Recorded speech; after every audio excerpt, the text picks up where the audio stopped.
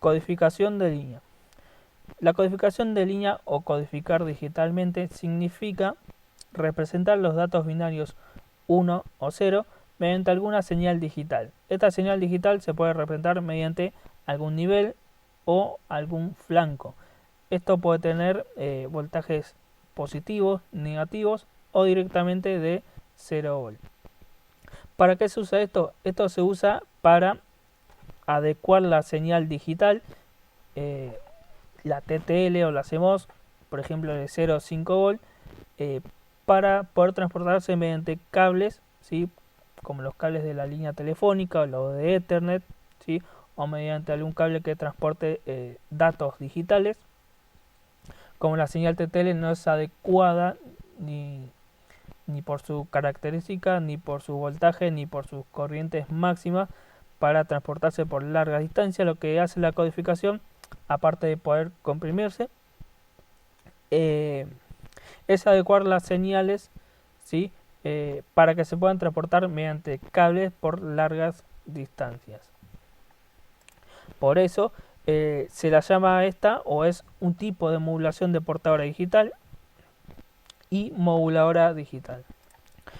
Es decir, yo tengo unos datos digitales, que es mi moduladora, y los voy a modular, ¿sí? Va a seguir siendo una señal modulada digital, pero va a ser adecuada para transmitirse por un medio de comunicación específico.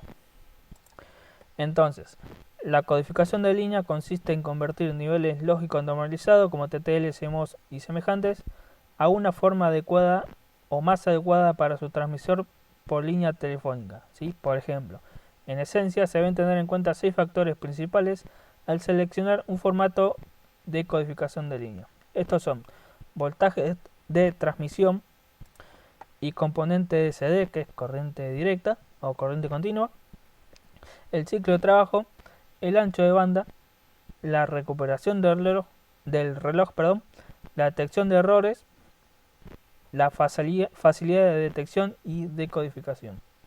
Esta la vamos a ver de a uno para ver qué significa cada cosa. En cuanto al voltaje de transmisión, yo puedo tener unipolar, ¿sí? Lo simbolizo como UP, o bipolar, simbolizado como BP. Unipolar es los voltajes que todos conocemos de las señales digitales, más 5 volt y 0 volt. Y bipolar sería voltajes tanto positivos como negativos. Acá tengo un ejemplo de la señal unipolar y la bipolar. En este caso tengo un 1 representado como 5 volt y un 0 como 0 volt, o sea la TTL común. Y acá tengo una bipolar común, un 1 representado como 2,5 volt y un 0 lógico representado como 2,5 volt negativos. ¿Sí? Fíjense que el valor pico a pico, ¿sí? Sigue siendo el mismo, o sea 5 volt de pico a pico, tanto en la unipolar como en la bipolar. Y la ventaja sería la potencia que usa, ¿sí? Cada tipo de codificación. Si yo calculo la potencia media, ¿sí? de unos datos unos y ceros, ¿sí? O sea de unos y ceros alternados, la calculo de la siguiente manera, o sea la suma de las dos potencias de un 1 y de un 0, ¿sí? Dividido 2, es decir, el promedio de las potencias. Tomando como ejemplo, ¿sí? Una resistencia de línea de 1 ohm, voy a tener que la potencia de un 1 lógico va a ser 5 volt al cuadrado dividido 1 ohm. Y la del 0 lógico va a ser 0 volt al cuadrado dividido 1 ohm. ¿Sí? Lo sumo y lo divido por 2, ¿sí? Para sacar el promedio. Y esto me da que en promedio, o la potencia promedio, es de 12,5 watts. Bien, ahora, para la bipolar, ¿sí? La potencia de un 1 lógico sería, para la misma resistencia, 2,5 volt al cuadrado dividido 1 ohm. Y la de un 0 lógico, menos 2,5 al cuadrado dividido 1 ohm. Acuérdense que un voltaje o un número negativo al cuadrado se transforma en positivo. Sumado y dividido 2 me da 6,25 watts promedio. Esto quiere decir que usando la bipolar yo uso la mitad de potencia que se usaría la unipolar. Y es por eso que normalmente se usan codificaciones bipolares y no unipolares. Ahora, con respecto al ciclo de trabajo y el ancho de banda, si el pulso binario se mantiene durante todo el tiempo del bit, se llama sin regreso a cero o no regreso a cero, ¿sí? Lo simbolizamos como NRZ. Ahora vamos a ver bien qué es. Y si el tiempo activo del pulso binario ocupa menos del 100% del tiempo de bit, es de regreso a cero o RZ. Es decir, son dos tipos que yo tengo, dos formas de clasificar las codificaciones, además de bipolar y unipolar. La NRZ en realidad lo que hace es representar el estado binario con un nivel de voltaje. Tanto puede ser positivo, puede ser cero o puede ser negativo. Y el RZ representa el estado binario mediante algún flanco. Flanco es un estado de cambio entre 1 y 0 o 0, 1. ¿Sí? Ahora veamos los ejemplos. Acá tengo todas las variaciones, o sea, unipolar sin regreso a 0, bipolar sin regreso a 0, unipolar con regreso a 0 y bipolar con regreso a 0. Fíjense que la unipolar tengo un 1 con voltaje positivo, ¿sí? Y un 0 con 0 volt, ¿sí? Porque es unipolar. O sea, esta es la TTL común que conocemos todos. La bipolar sin regreso a 0 sería prácticamente lo mismo, nada más que el 0 lógico estaría representado mediante algún voltaje negativo y no por 0 volt. ¿Sí? El 0 volt estaría en el medio. Ahora, la unipolar con regreso a 0, lo que tengo es que a los 1 lógicos lo represento mediante un flanco descendente. Acá tengo un 1, acá tengo otro 1. Y los 0 lógicos los represento mediante 0 volt simplemente. Recién acá tengo otro 1, flanco descendente, y acá otro 1, flanco descendente. Entonces justamente por eso se llama con regreso a 0, porque solamente cambia para poder marcar el flanco que indica el bit 1. Cambio en el bipolar con regreso a 0, lo que hace es regresar a 0 justamente, pero marcarlo con un flanco descendente un 1 y ascendente un 0. Es decir, si yo quiero marcar un 1, va a estar en 0 primeramente, o sea, va a subir a un voltaje positivo y va a bajar, si justo en el bit 1 va a bajar hasta 0 volt, marcando con el flanco, ¿sí? el dato 1. Lo tengo acá como ejemplo y lo tengo acá como ejemplo. Si tengo un 0 lógico, lo representa bajando hasta el voltaje negativo, ¿sí? Y en el flanco, con el flanco mejor dicho, marca el 0 lógico, o sea, regresa hasta 0. Acá tengo una variante de esto que es la bipolar con regreso a 0 AMI, que significa con inversión de marca alternada.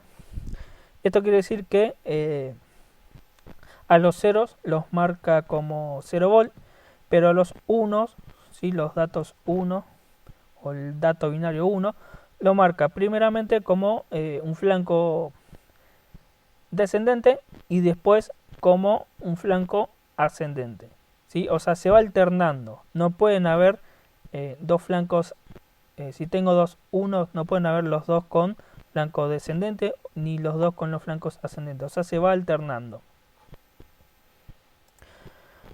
Y ahora, en cuanto a la variación de corriente directa, acá tengo un gráfico. La figura muestra cómo se produce la variación de CD, corriente directa, debido a la cadena larga de unos lógicos sucesivos. Se ve que después de esa cadena larga son más probables los errores de 1 a 0 que de 0 a 1. De igual modo, las cadenas largas de ceros aumentan la probabilidad de un error de 0 a 1. Es decir, lo que pasa acá es que como las entradas de los receptores, los transmisores presentan alguna capacidad como todo componente.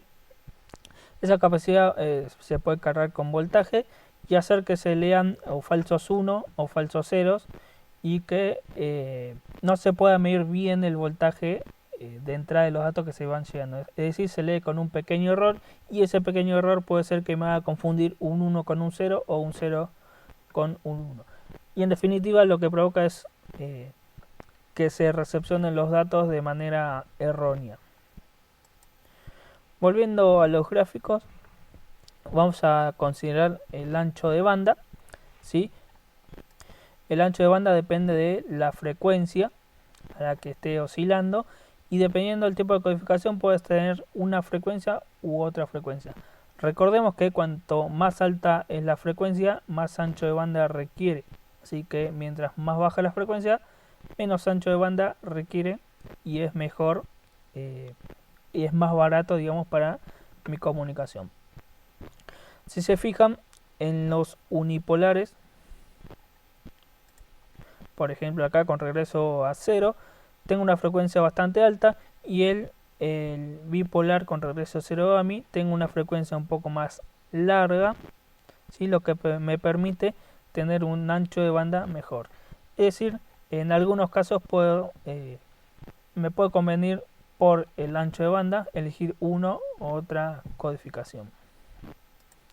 Siguiendo y considerando la recuperación del reloj, para recuperar y mantener la información de sincronización a partir de los datos recibidos se debe haber una cantidad suficiente de transiciones en la señal de datos. Es decir, ¿qué es la sincronización? Cuando yo tengo dos equipos que se quieren comunicar, normalmente no trabajan a la misma velocidad, ¿sí? O sea, un equipo está capacitado para trabajar a varias velocidades, o sea, se va adecuando, ¿sí? Para adecuarse lo primero que tiene que hacer es ponerse de acuerdo con el otro equipo a qué velocidad va a transmitir esos datos binarios, o sea, estas transiciones.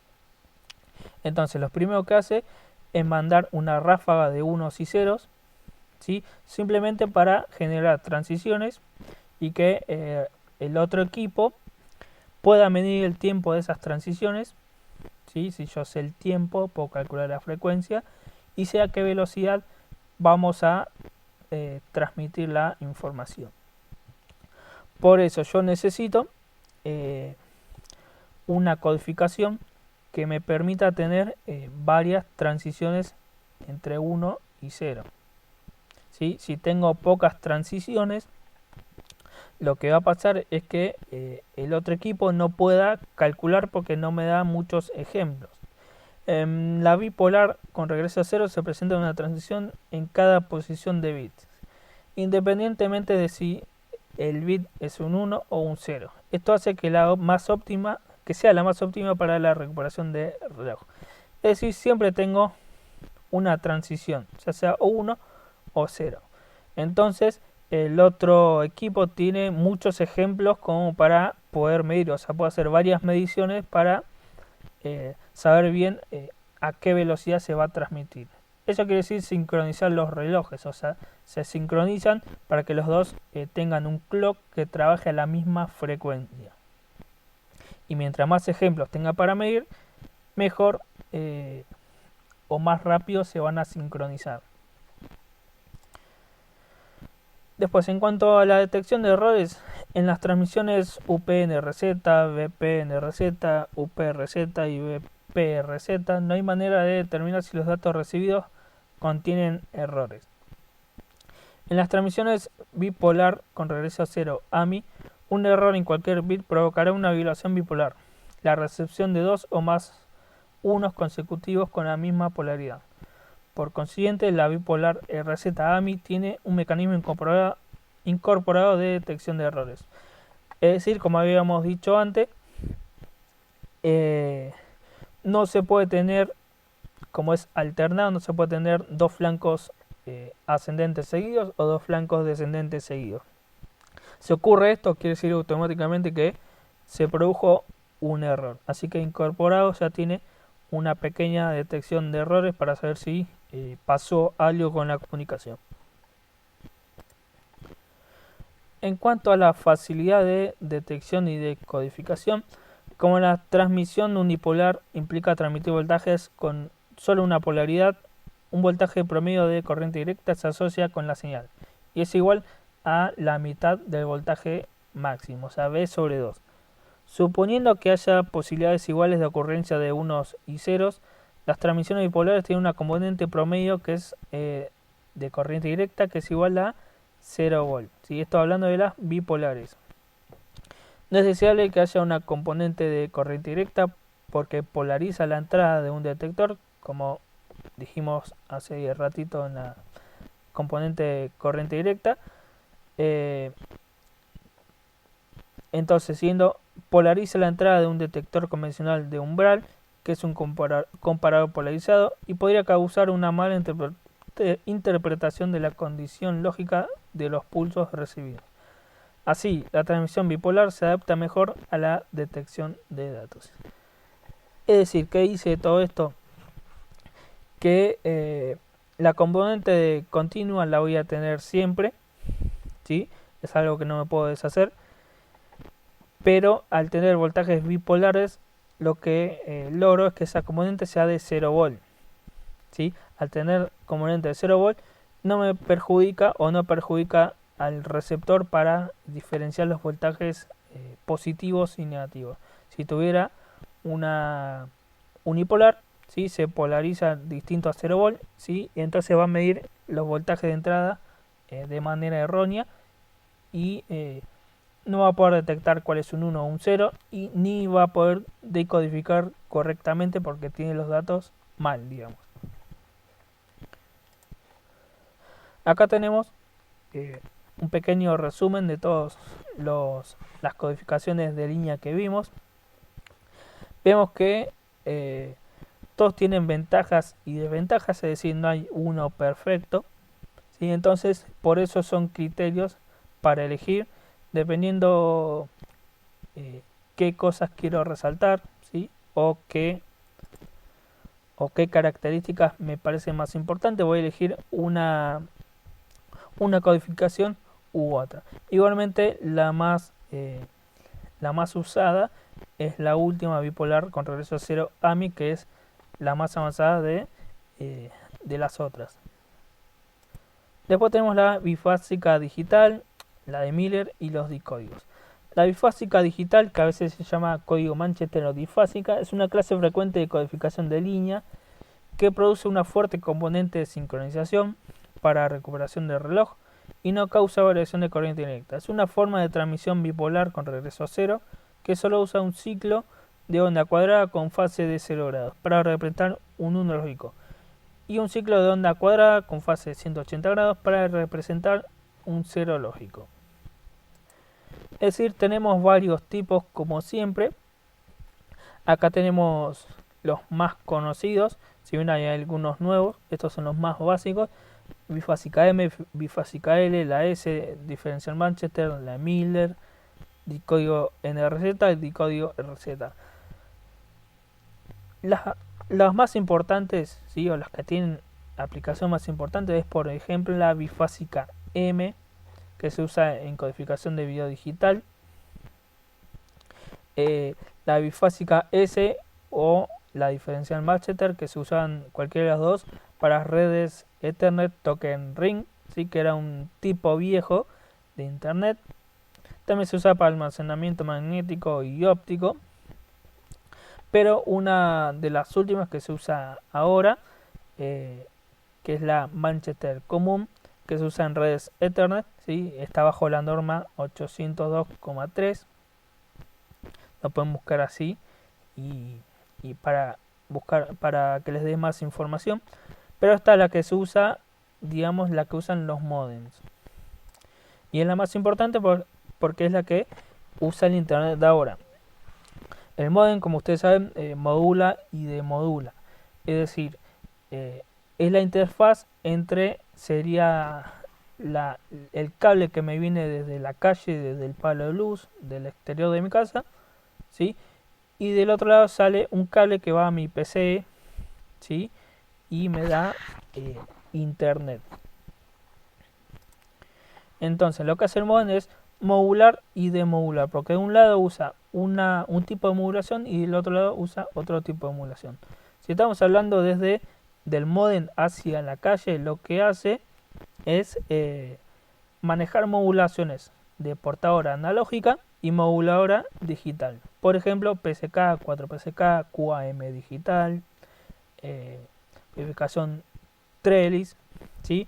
Todo ese tipo de codificaciones que en otro video las hablamos y las nombramos. En cambio, del modem hacia las computadoras, o sea, hacia adentro de la casa, ¿sí? Por donde se transmite por cable UTP, ¿sí? El cable par trenzado, usa la codificación Manchester, ¿sí? O sea, pasa de Manchester a, por ejemplo, Trellis, o de Manchester a QAM digital, o de Manchester a 4PSK, 16PSK, ¿sí? Sabemos todas las modulaciones que se usó en internet, ¿sí? Eso es lo que hace el modem, y por eso es tan importante saber todos los tipos de modulación que hay. Entonces recordemos que un cable par trenzado, por ejemplo, que usa este tipo de modulación, tiene un largo máximo de 100 metros. Si yo conecto directamente, por ejemplo, una compuerta lógica mediante un cable de 100 metros, la señal o el dato no llega nunca, más si es de alta frecuencia. No es adecuado, ¿sí? Un TTL común. Por eso se usa la codificación Manchester, que sí llega y es más adecuada para larga distancia. Para más largas distancias, por ejemplo, es la que usa el modem para afuera, como dijimos recién, la PSK, la Trellis, la QAM digital, sí, que sabemos que usa, por ejemplo, cables coaxiales en algunos casos, o el cable telefónico común, o en algunos casos la fibra óptica, ¿sí? Que usa la misma modulación, nada más que en vez de usar corriente eléctrica, usa haces de luz. Pero en definitiva todo forma parte de un sistema de comunicación que es darnos y proveernos de internet y televisión digital y demás. Así que bueno, este video llegó a su fin acá y espero que se haya entendido todo.